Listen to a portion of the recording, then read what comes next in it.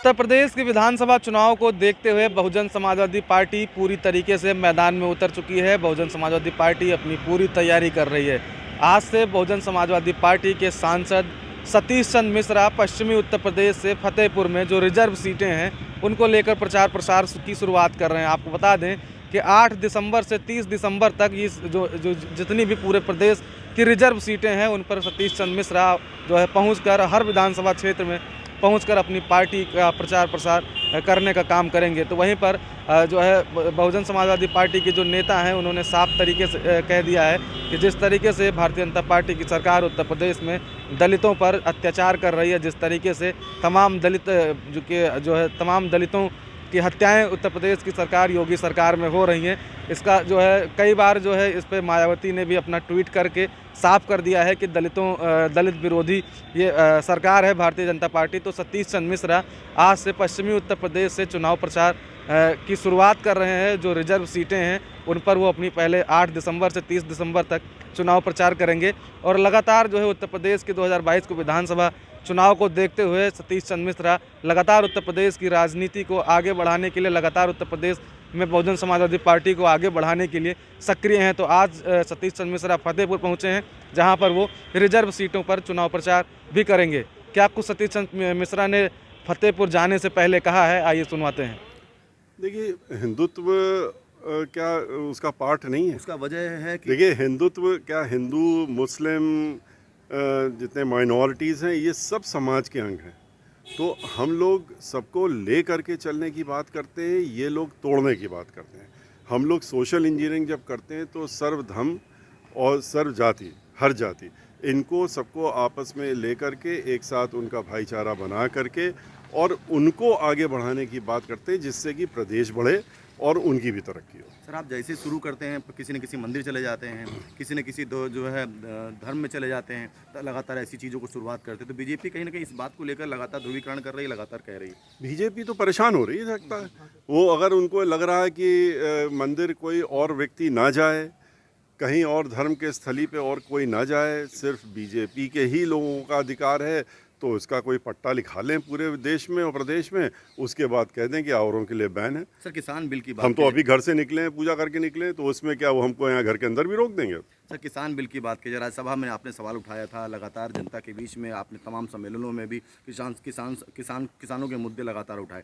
ऐसे में जब बिल वापस हो गया है तो बीजेपी साफ तौर से यही कह रही है कि अब तो मुद्दे समाप्त हो गए, अब कौन से मुद्दे बचे किसान? कहाँ मुद्दे समाप्त हो गए कि आपने 1.5 साल, सवा साल किसानों को आंदोलन में झोंक दिया और उसके बाद मजबूर हो करके जब आपने देखा कि अब आपको मजबूरी है और चुनाव सर पे हैं, तो आपने इसको वापस लेने का काम किया और साथ में उनके गवर्नर, उनके और मंत्री और बड़े नेताओं ने बयान भी दे दिया कि ये तो बहुत अच्छा बिल था और हम वापस ले रहे हैं और इसको फिर से दोबारा देखेंगे।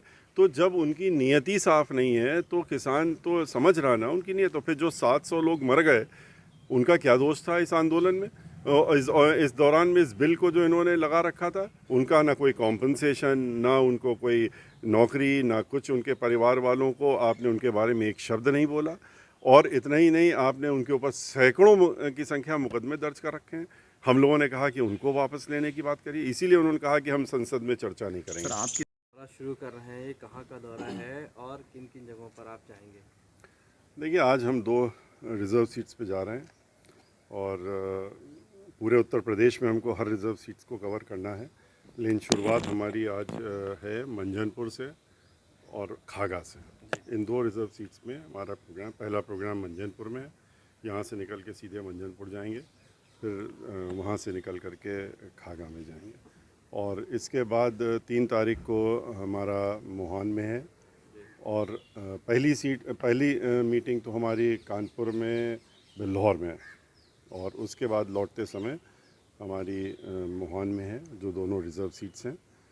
और उसके बाद बाबा साहब का 6 तारीख को जयंती है, उसके उपरांत परिनिर्वाण दिवस जो है वो 6 तारीख को है। उसके बाद हम लोग 8 तारीख से लेकर के और लगभग दिसंबर के आखिर तक 30 तारीख तक हम लोगों की जो यात्रा शुरू होगी।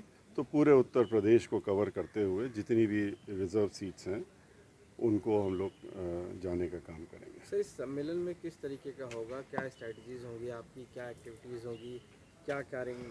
देखिए, इस सम्मेलन में जो है हम लोग उत्तर प्रदेश के जो हालात हैं उनके बारे में सबको मालूम है, पहले से ही जनता को मालूम है कि किस तरह से बदतर हालात हैं। वो हर तरीके से, चाहे लॉ एंड ऑर्डर हो, चाहे बेरोजगारी हो, चाहे किसानों के ऊपर अत्याचार हो, चाहे महिलाओं के ऊपर हो, दुराचार हो, जो हर चीज़ है वो सबको मालूम है। जो इन सब बातों पे चर्चा करेंगे और साथ में भाईचारा बनाने की बात, जो हम लोगों का मुख्य मुद्दा है, हम लोग भाईचारा बनाने की बात करेंगे। सर्व समाज में भाईचारा हो और इनका जो सरकार है, और चाहे समाजवादी पार्टी हो, चाहे भारतीय जनता पार्टी हो, जो इनकी नीति है कि जात पात धर्म के नाम पे लोगों को बांट दो और बांट करके फिर उस पर अंग्रेज़ों की तरह नीति अपना करके राज करो, उसको हम लोग तोड़ने का काम करें, खुलासा करने का काम करेंगे और आपस में भाईचारा सब जनों में, हर व्यक्ति में, धर्म में, जाति में भाईचारा की बात करेंगे और उसके बाद अपनी सरकार बनाने का काम करेंगे।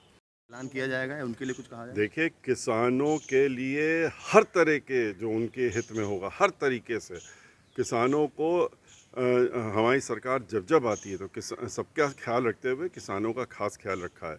और तभी आपने देखा कि जब बहुजन समाज पार्टी की सरकार थी तो 2 गुना दाम बढ़ाए गए थे। 125 गन्ने का जो दाम मूल्य था उसको 250 करने का काम किया। इन्होंने 25 रुपये 5 साल में बढ़ाए, वो भी चुनाव के पहले। तो यही फ़र्क है। हम लोग किसानों की जितनी भी समस्याएं, किसानों ने जो झेला है पिछले 1.25 साल में, वो समस्याएं हम लोगों को मालूम है क्योंकि हम लोग उनके साथ में खड़े थे। तो उसको दूर करेंगे, उनकी जो भी समस्याएं दूर करेंगे। धन्यवाद।